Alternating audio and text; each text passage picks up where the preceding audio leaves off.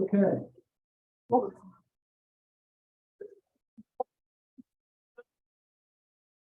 So, if we note in our book and in the discussion that OD puts in the front of his book, marketing, or let's just say the world has changed quite dramatically, especially in just the last 5 years. And so we were just looking at things that we call disruptions. There's a whole concept, for those of you in IT who know what this is, disruptive technologies that have come along and fundamentally changed the way we've done things. The difficulty with, of course, these fundamental changes is that they require education, re-education to be able to circumvent them safely. But if I look at some of the basics up here, these are changes that are dynamic, they're fast-paced, and if you notice, ChatGPT isn't even up here yet. And so that is going to take a major change in the way that we do things right now. And I see many pivotal points coming up, but these are some of the ones that we've already gone through. The blockchain, omnichannel technologies, the customer-centric technologies such as the Internet of Things and streaming entertainment are just a few of them. I wrote on NFTs and blockchains a couple of years ago. I'm just going to go over these slides for you just as a way to kind of give you an idea of what we mean by non-fungible tokens in blockchain. And I'm not simply sure that everybody's been given a primer on these particular technologies, but just to understand this. In 2006 to 2008, an anonymous individual on the internet came up with a concept of being able to have peer-to-peer connections, which is person-to-person connections between each others that did some very unique things. What it allowed them to do is to pass information back and forth between each other using encrypted information that adds a block to the next link. And so the next block adds to the next link, the next block adds to the next link, and that in essence is what blockchain technology is.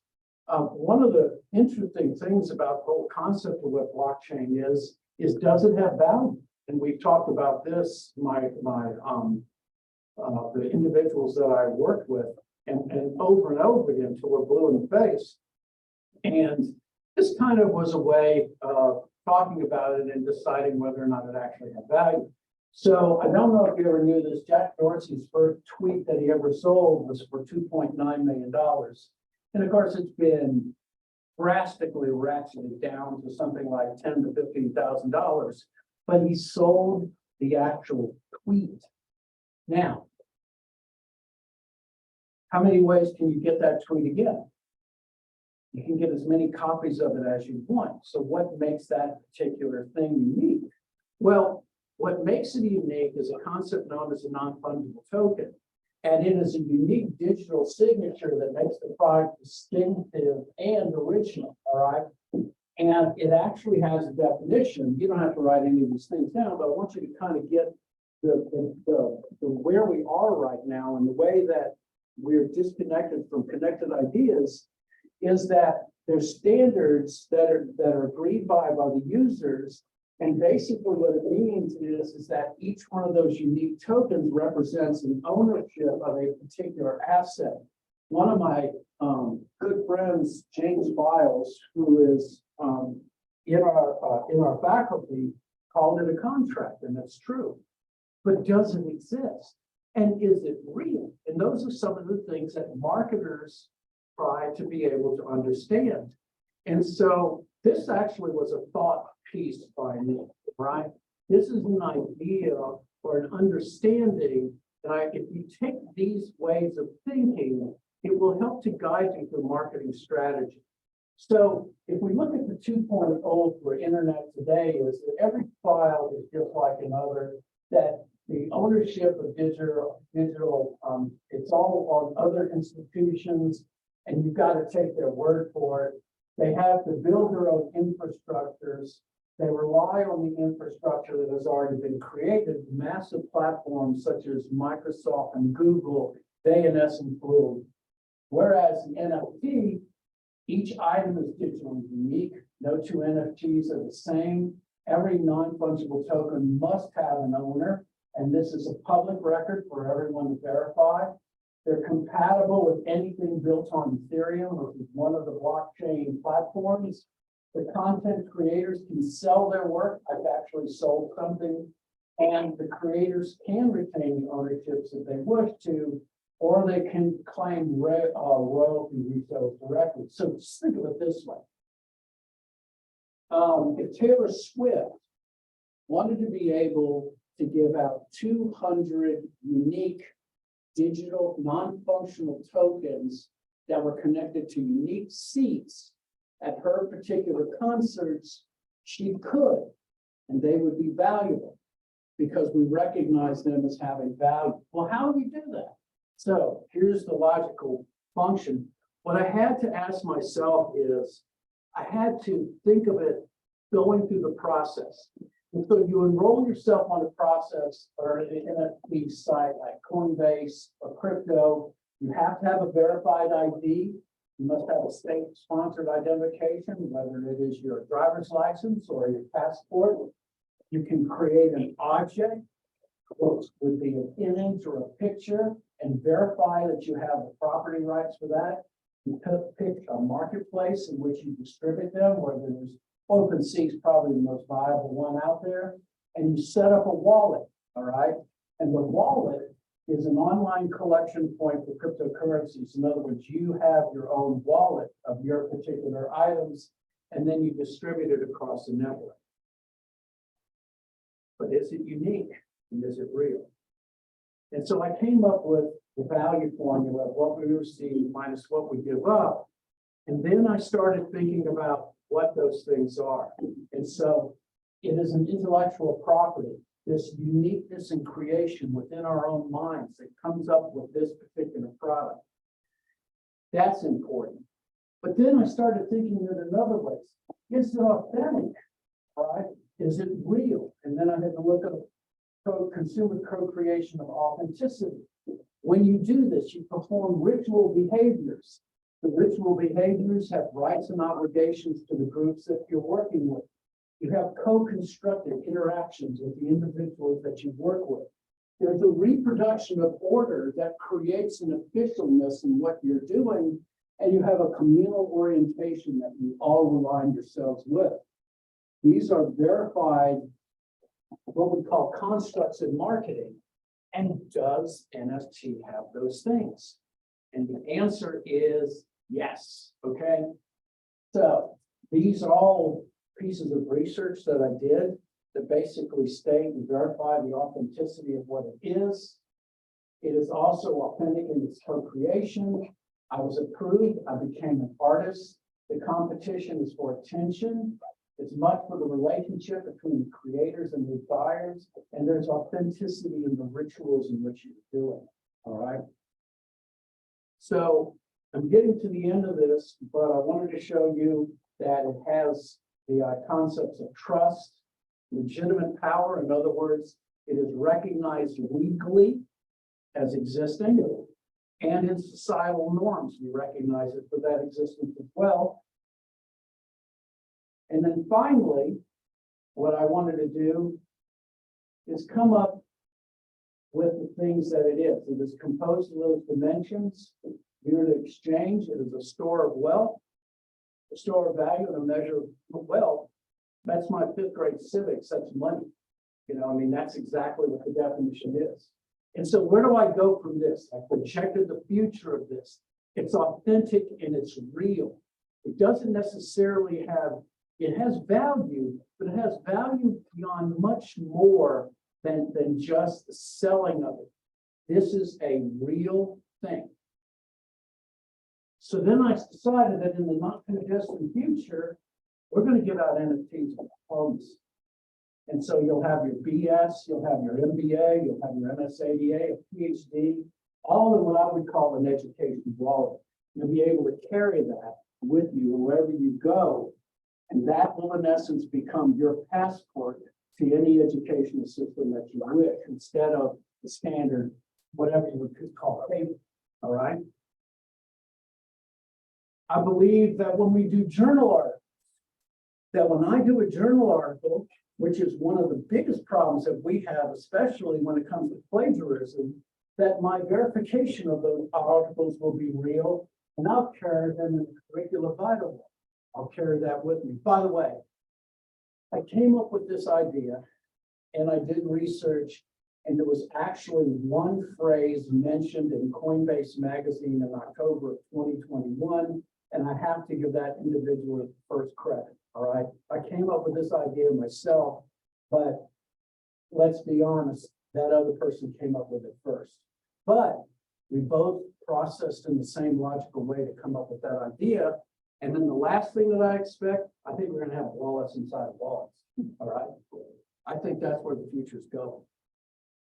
Now, all of it that I just showed you is the kind of thinking and processing that each one of you can do when you consider those things as they are now, and ultimately where the future is going to go.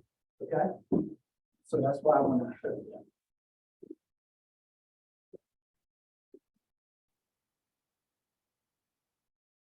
So,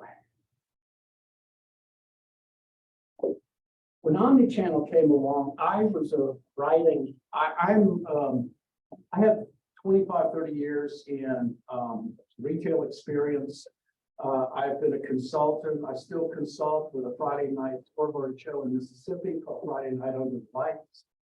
You Google us where the first page comes up. I did a lot of work on that. But anyway, I've kept my feet on the ground as much as I possibly can. But I will admit that the Omnichannel came right behind it. All right. I'm a firm believer in retail, and I've been in channels. I wanted to be able to minor with that when I got my PhD. But the place where I was at, Tech, didn't even have a supply chain. So where was I going to go? I wrote a thought piece called, is there a place for place? Because I found that on the AMA website, when I typed in the word place, it came up 243rd in the average searches. So does place even have a place in it? Well, about this time, around 2007, 2008, they started coming up with the concept of the smartphone. And so I was in a sales management class in 2009, and I said, just off chance, how many of you out there have a smartphone? And every student raised their hand, and I realized I missed something. Something was happening, and I was not a part of it, and I need to figure it out. What this little device did is fundamentally change the ground forever that we walk on. And now I had 3 channel classes last semester, and they're standing room only. And channels, in essence, is bigger and stronger than it ever has been. And it all comes down to this little device that has created what we call channel pollution and channel noise. But it is the next greatest way. And it all comes back to giving power back to the consumers to be able to make their choices, which is further enhanced by co-creation. So, Omnichannel technologies that led to customer-centric technologies, streaming entertainment, of course, and you know what's going on with that. We find supply chain management has changed. And basically what we have is new challenges and new opportunities that we're always trying to fight through now. All right. So I talked about blockchain and its hopefulness in being able to spread the wealth in many ways. The potential for blockchain would allow us to be able to fund viable, important things. And here's the big thing, outside the realm of governments, if we really wanted to. It would mean that if individuals within countries that could not trust the financial systems they live in, they could invest in each other in safe ways outside of the normal strata, because that's what peer-to-peer means. It eliminates any intermediaries, and the connections can be between system and system. All right. So anyway, these are just a few things that the blockchain hopefully will do. I won't go into this more. We'll talk about it later when we talk about other things, but I just wanted to go through and show you this and just give you an idea that the world is changing. Big surprise, okay? What we find now also is that we have a much broader understanding of our connections being the normal environments.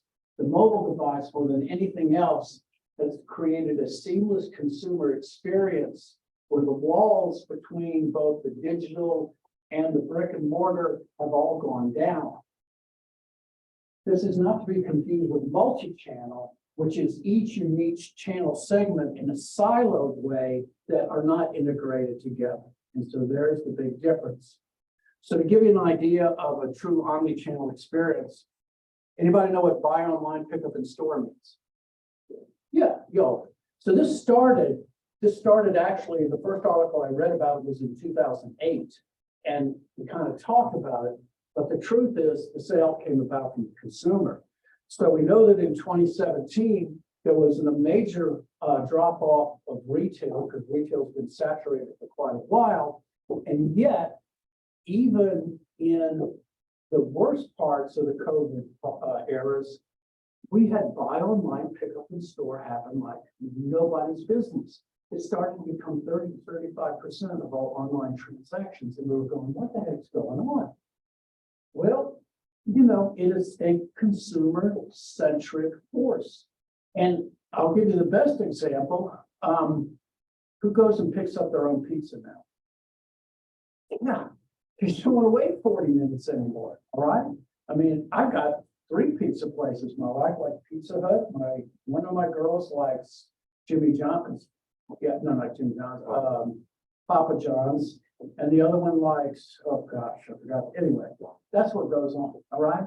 And buy online, pick up in the store has become more viable than ever. Well, that is a classic example of the integration of an omni-channel situation. Buy it up online, you pick up in the store, you have buy online, pick up at the curb, buy in the store, have it returned or delivered at your home. That is just where we are right now. And trying to find the initial thread of consumers and how they go about from inquiry to post-purchase evaluation has become more difficult than ever. So, all that it means is we hope to have a greater return on investment because there's no reason to be doing business, all right? But what it means is that we have to engage the consumer in satisfaction like we never have before, and it gets harder and harder to do that. Surprisingly enough, 75% of individuals still keep their cable. But the problem also with cable is that we're so spread out and we become more segmented as time goes on. And we go through the difficulties with change. And of course, all of you who are doing streaming services now, you turn them on for a month, watch whatever you want, then turn it off for the next month. And that's how you throttle your way through using streaming services right now, which I'm not smart enough to do. You know, I just pay them automatically. All of these are driven by consumers and consumer demands. And these are the things that hopefully we try to decide or understand in marketing strategy, okay? So what does this all entail? Well, the first is we've had a major shift to customers. Customers now are smarter than they have ever been. They have this little device that helps them to be able to compare prices. And one of the bigger difficulties with this is that it turns our items into commodities. And what do I mean by that? When we look at particular items that we wish to buy, let's say it's a television, all right?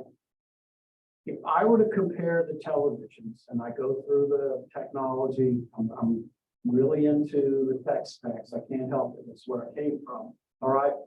And if 2 televisions are fundamentally the same, what is going to be the way that I make my choice?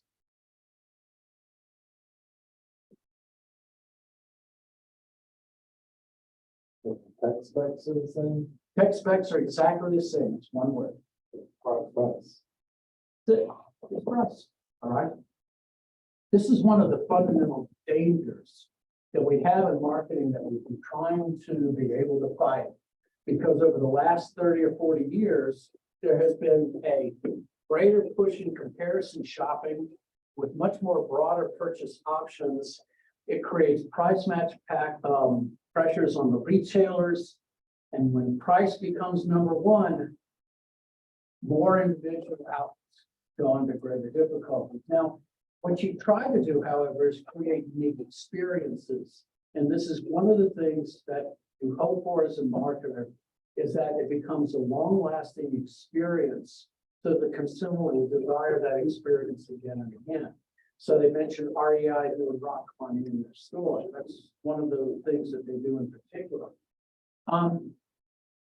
There was a real difficulty in the 2013s and 14s with Best Buy because consumers got real good at being able to bring their phones in the store, scan the barcodes, and then go look for that item online at a cheaper price.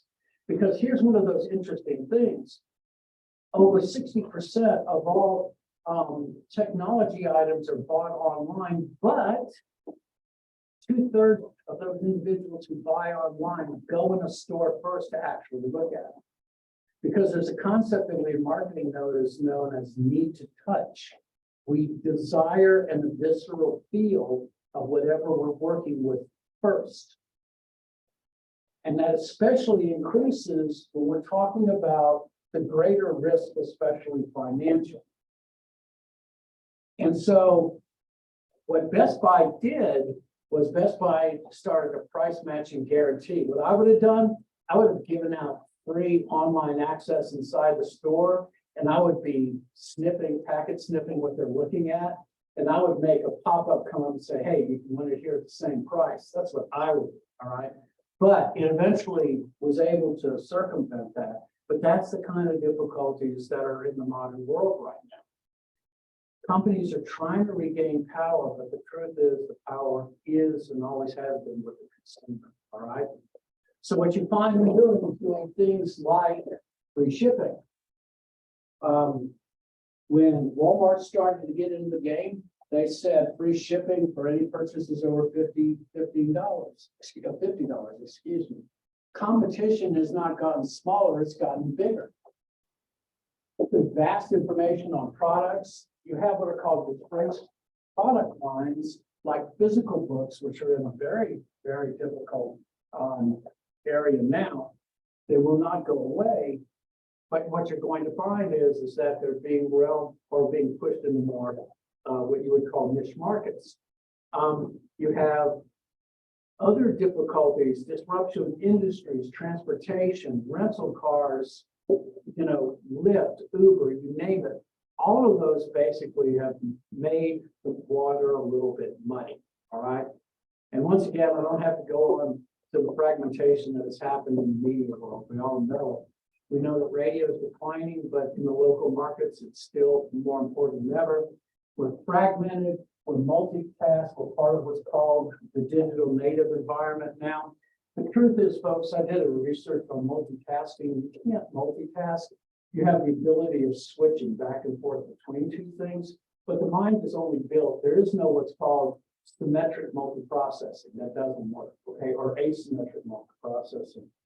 The mind can switch from one thing to the next, to the next, to the next. But the maximum number of things that the mind can handle is 8 things at a time. And with short-term cognitive memory, eventually we freeze up, all right? So basically what we're saying is that we just don't have enough time to think sometimes anymore. And so we have to be able also to hit appeals with audiences in shorter bursts, but with a more contained message. So this is just a little blurb on the time spent on media. It just shows you, by the way, that I think it's 1 out of 4 individuals now gets all of their news online. Of course, magazines are now down to 1%. And of course, digital media now is taking over completely. It just shows you, once again, because of the reduction in the amount of time we have to focus on things, that we're not spending it sitting down and reading our papers anymore. And so our value proposition changes. How do we give our consumers the value that we want? Especially when it's commodity, it's a commodity, and the consumer thinks that one thing is like the other. We know that the pandemics and the climate change have challenged our ideas of what value means. We have shakeups in our lifestyles. We have challenges in just about everywhere we're at right now, as to trying to decide ultimately where we are. And if we don't know where we are as consumers, how can we as marketers be able to match whatever consumers want? And so this just basically leads into, how do we define marketing in the modern world? All right. By the way, ethical concerns, I think we're at a major pinch point right now. When we talk about the cases, I have some ideas there, but I think we're at one of those functional shifts that's going to occur in the next 2 years or so, where privacy is finally going to mean something. Let's just say it means something to everyone. But the more I read about it, I think everybody's fed up. So we'll see. So with that in the background, let's start talking about basic marketing concepts and framing marketing,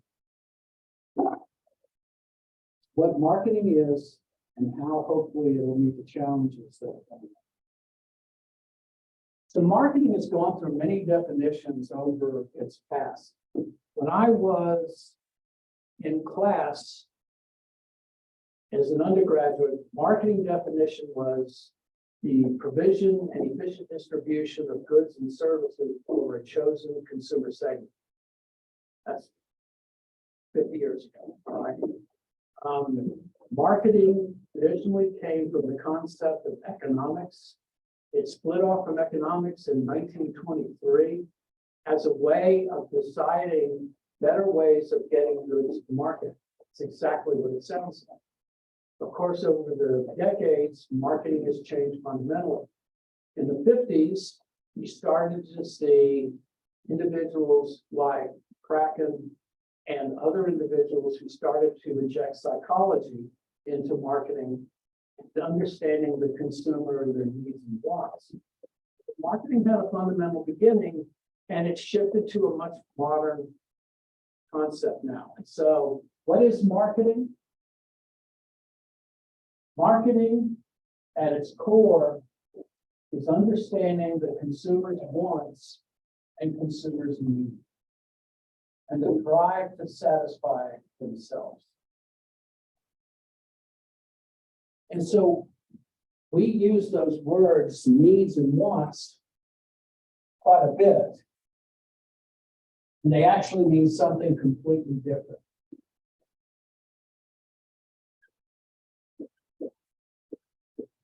My lousy stick figure drawings, right?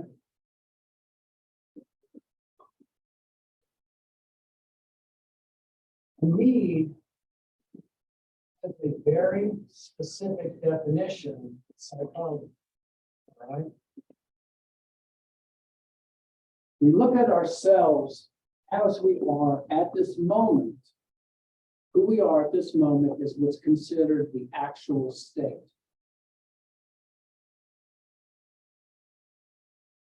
Who we wish to be, or ultimately which we wish to have, is called the desired state. The need, by definition, is the difference between the actual state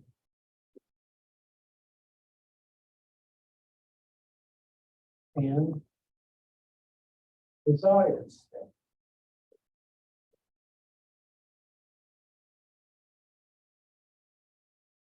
A need is the difference between your actual state, your actual physiological state and the state that you wish to be in, the desired state. The pull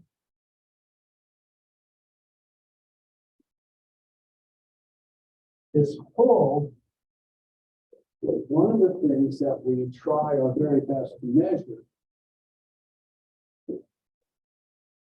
Because in measuring those differences between the two states, we can hopefully find some way of meeting your desires. Now, needs tend to be vague. They tend to be on it as an aroused state, all right, or an emotive state. And that's one of the difficulties with needs.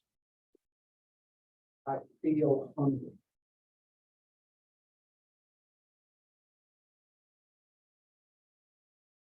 A want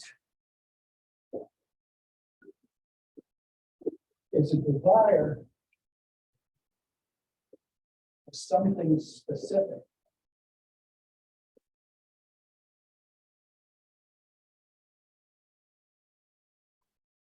That is the difference between a need and a want.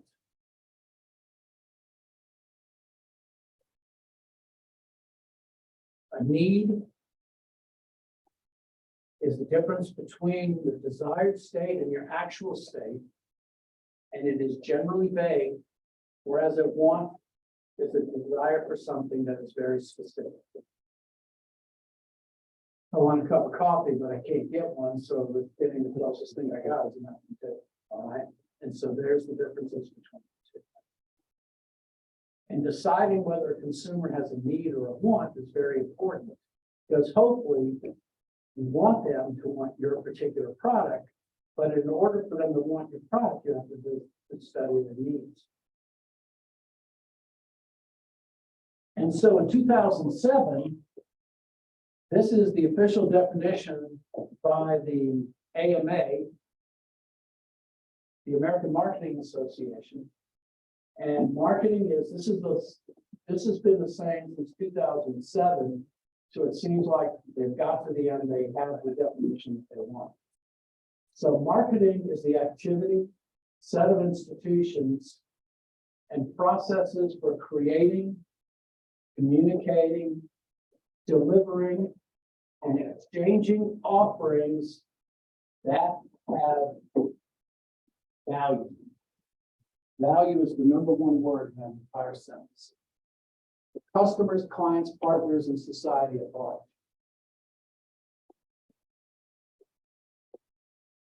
Marketing is the activity. It is the set of institutions. The processes, because things are processes, they are work going towards those particular experiences for creating, communicating, delivering, and exchanging. Exchange is a very critical thing in this definition as well, but the biggest one is that they have value. So why did value bubble to the top?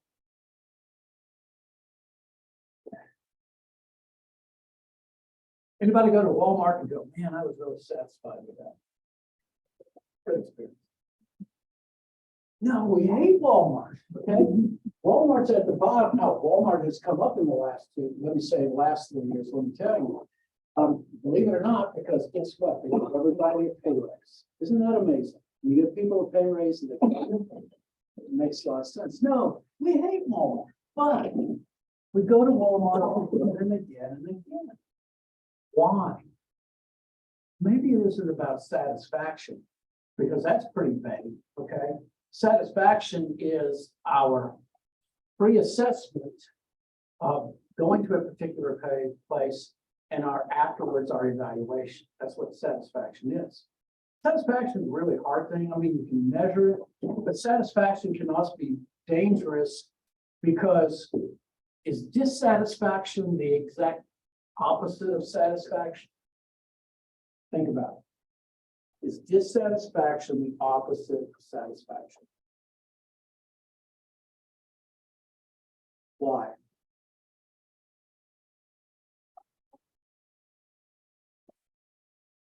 What happens when you're dissatisfied?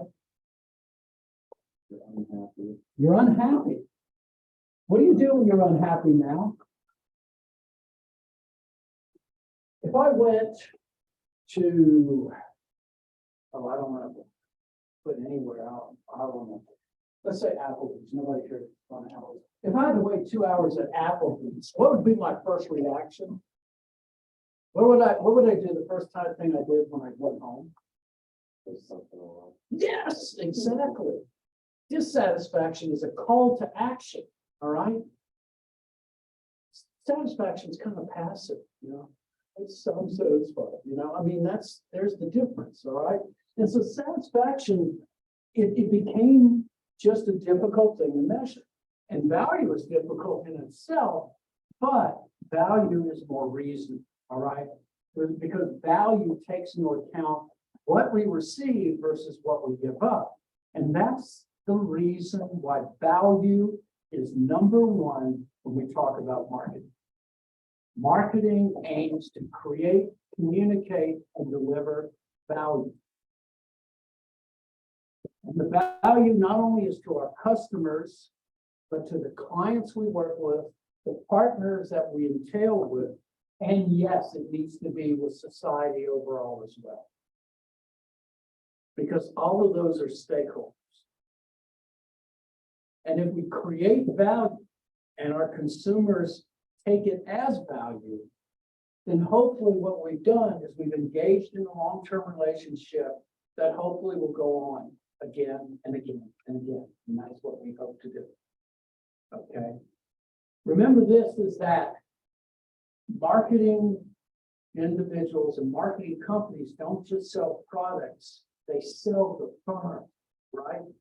When I say Apple, for those of you who like your Apple products, I'm talking about more than just your iPads and your iPhones and your MacBook Pros. I'm talking everything that encompasses the idea of Apple itself. And that is the power, is the brand itself and the corporation has been sold to you and you accept it. And so that's why it's important to understand that, okay? So, we talk about a market, or we talk about marketing. Well, what is a market? Sounds kind of silly, but a market is a collection of buyers and sellers.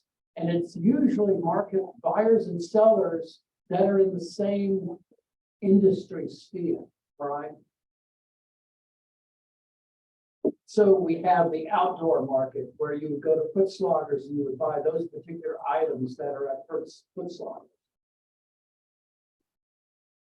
You would have Boone's Saloon. So that would be a particular market of itself.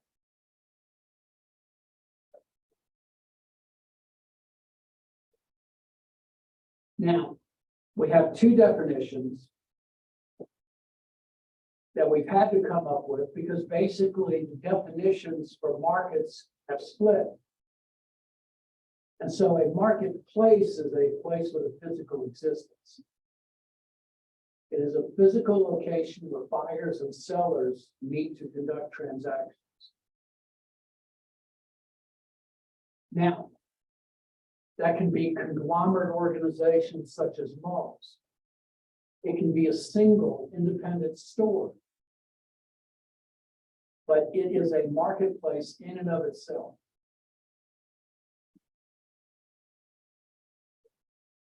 It's interesting they put flea markets, just you don't have to write that down, but one of the interesting things about the American economy, my wife is Dr. Alvinson, she's a marketing professor as well. She writes on the coinless economies all the time. And I've always insisted on her, you have a $1 in every 7 in the United States is pure cash. The cash economy in the United States is the 4th largest economy in the world, and it's all cash. And I just don't see that going outside or going away at any time. So when you look at flea markets, it's all cash. Now they do those as well, but The problem with, of course, the cashless economy is 3% of your money is going to someone else every transaction you make. So you might want to think of. Okay.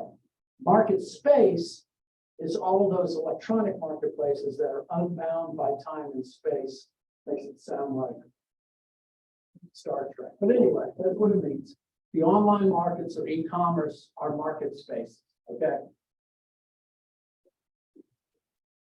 So if we roll back and we look at the definition, we have an important word here that is called exchange and exchange offerings. So what do we mean by an exchange?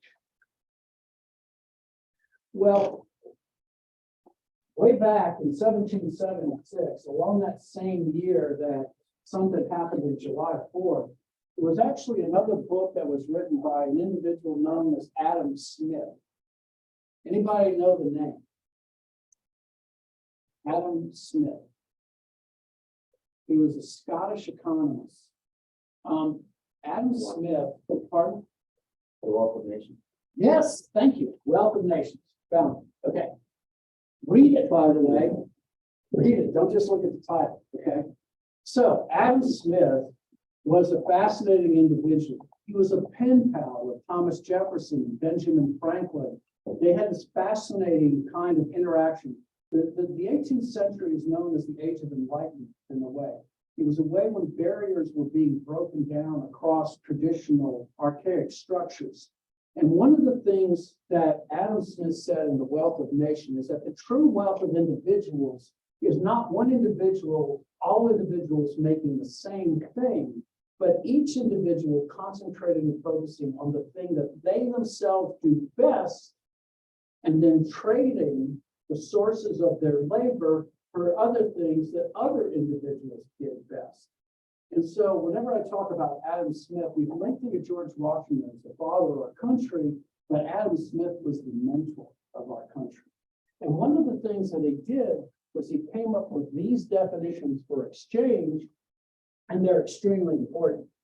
They set the boundaries and the rules in which we interact either online or in person, and in essence, the way free individuals interact with each other.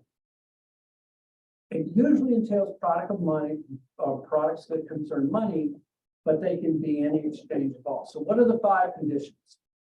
There must be 2 parties in each exchange. That's the first.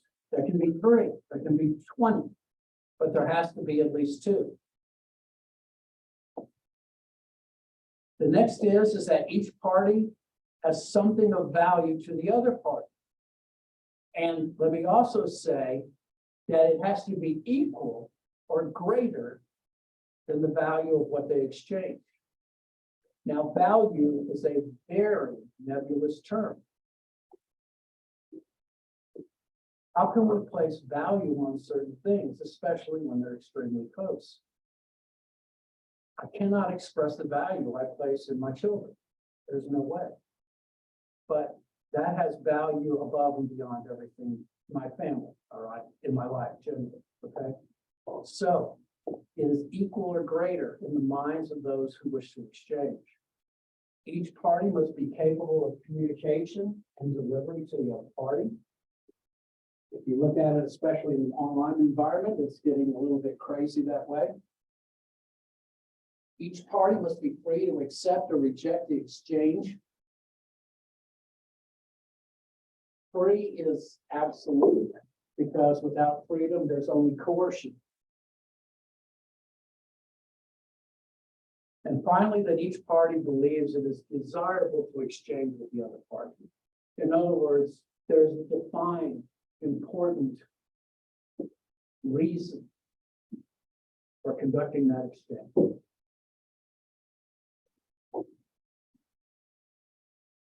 Marketing in its most important sense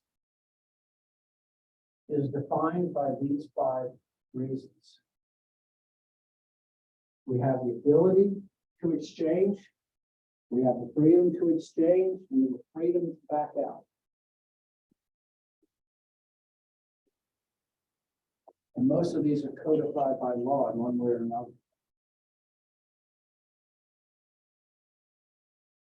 And so exchange is that process of obtaining something of value and offering something in return. Taylor was a mathematician in the 1980s and came up with what he called the transaction formula. And he came up with other ways of expressing it in what are known as utilities, and I'll talk about those later. But it just kind of wanted to get you firmed up on an exchange, and we'll talk about the utility in a minute. Okay. So, what do we exchange? A product is what we exchange. A product is something that can be acquired via exchange to satisfy a need or want. Now, if you look up here, there's really two major classifications for what we consider products to be. They're either tangible or intangible. All right, that's just the way to think of it. We'll go into this much more definition when we talk about the marketing plan for chapter 6. But here's the basics. A tangible good has a physical quality.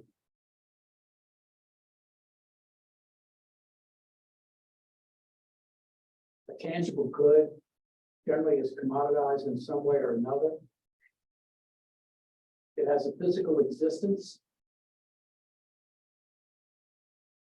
And those basically are tangible goods. A service is something much different. A service is intangible. A service does not have a shelf life. By marketing definitions, a service is consumed at the moment of purchase.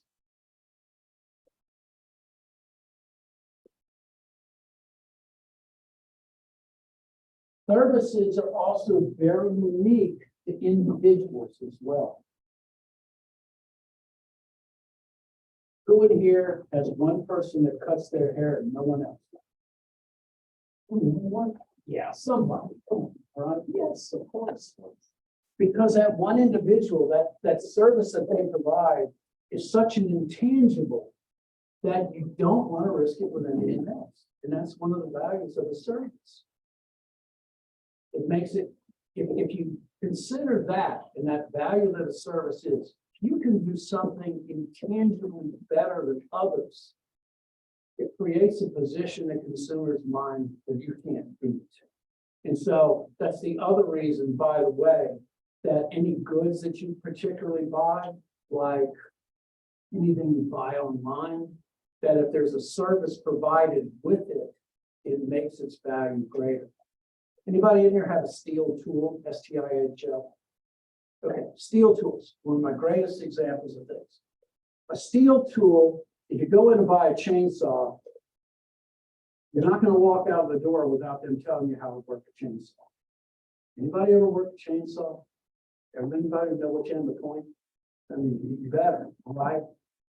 Steel dealers will teach you where to put the oil, where to put the gasoline, where to grip the thing so that you still have all your fingers. All right, that's what a steel group does. And yet, is steel cheaper or more expensive? More expensive, like by 40 or 50%. Yet they sell out all the time. They have 10,000 independent dealers who only stock steel tools. Think about that. Okay. There are 25,000 dealerships in the United States. 15,000 of them have steel tools, and 10,000 will have nothing more than that. Why? Especially when you're up against the, oh gosh, home improvement centers. They don't call them hardware stores. They're home improvement centers. Why? Because they provide a value in service that simply can't be received anywhere else. All right. And so if I'm going to do something smart in terms of marketing strategy, what I hopefully am going to do is I'm going to couple that value, all right, that I receive physically with a service that can't be replaced. And that's what you're hoping for. Okay. I'm gonna go on to form utility and oops, yeah, and this will be the last that I talk for today. My throat's running out. Okay, two more days. So, in 1986, Thaler wrote in his utility theory of marketing. He wrote that the ability for a product to satisfy a consumer's desire comes in many different forms, right? And he came up with 4, and the 5th one was tacked on later. I've written a little bit about it myself. I don't like the word utility because utility seems like you can just add things together and you come up with a number and one utility that's greater than the other. I think value speaks to it all because value takes into things that are so intangible, it can't possibly be put down that I think it speaks better. But having said that, yes, you're going to need to know these for tests. Okay. So a form utility is where this particular product has unique features that make it particularly special, that set itself apart.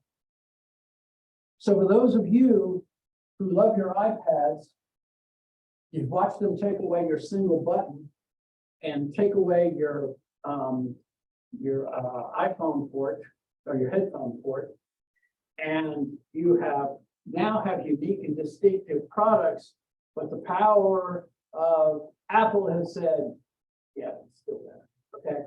And you go along with it, which is great. I mean, if it is, then knock yourself out. My daughter just bought an Apple Pencil. She loves it. She has spent hours drawing things on it. And I love that she's drawing because she's not on social media. So let's go right again, okay? Time utility is when things are available when the customer wants it.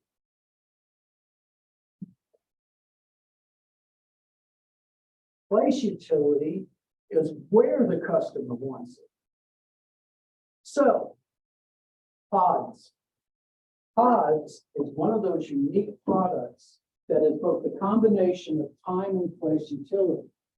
So for those of you who need portable storage, Pods has come up with an answer better than anything else. They'll bring the portable storage to you. They'll sit it on your lawn. You can keep it there for the rest of your life. If you want it delivered to somewhere else, they bring a truck, they lift the pod, and they send the pod somewhere else. That is a great example of time and place utility like nothing else. Possession utility is the transfer of ownership and title to the consumer. And the faster we can transfer ownership and title to consumers, the better. Matter of fact, sometimes they'll have to so fast they'll make your head swim. So has anybody bought an automobile at an automobile dealership? Okay, so this is the way it happens. Do you trading in another car? No. Okay, all right. So you bring in your car and you say, oh, I'm looking over cars. Oh, you like that one? Well, that's great. Look, take it for the weekend. Take it for the weekend. Take the keys, drive right out. They take your car, they roll it in, they give it the test. You come in Monday. The contracts are already there. They said, look, we'll give you this much on your, and look, it's $296 a month. It fits right in with your budget. Just sign, okay?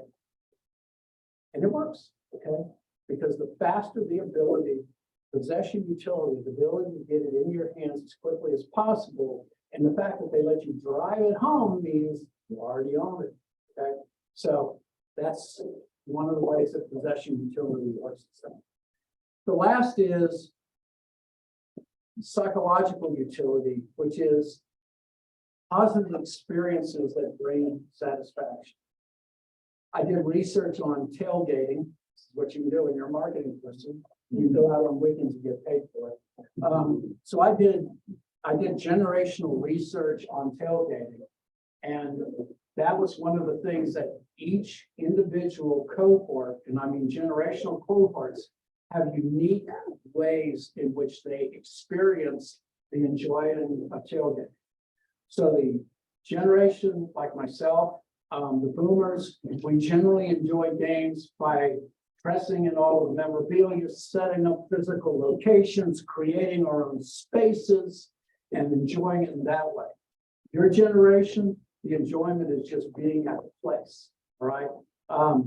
You tend to bow out if it rains a little bit, gets a little snowy, but that's all right because you had the experience, all right? So this experiential activities that they bring satisfaction, and these are valued by consumers as much and more than any. As a matter of fact, there's a lot of prevailing evidence that says that experiences are the most important things to the last 2 generations. And so these are the drivers. I'll use satisfaction, and yes, this is what you'll expect on a test. I'm just real hazy on satisfaction of the word. Okay, any of this, but we're going to use these. Okay. All right, I'm out of breath, out of words. We will post this online, and you can use this to study by. And so we will see you in tomorrow, and we will be finishing chapter 1, maybe going to chapter 6. So y'all go have a good day.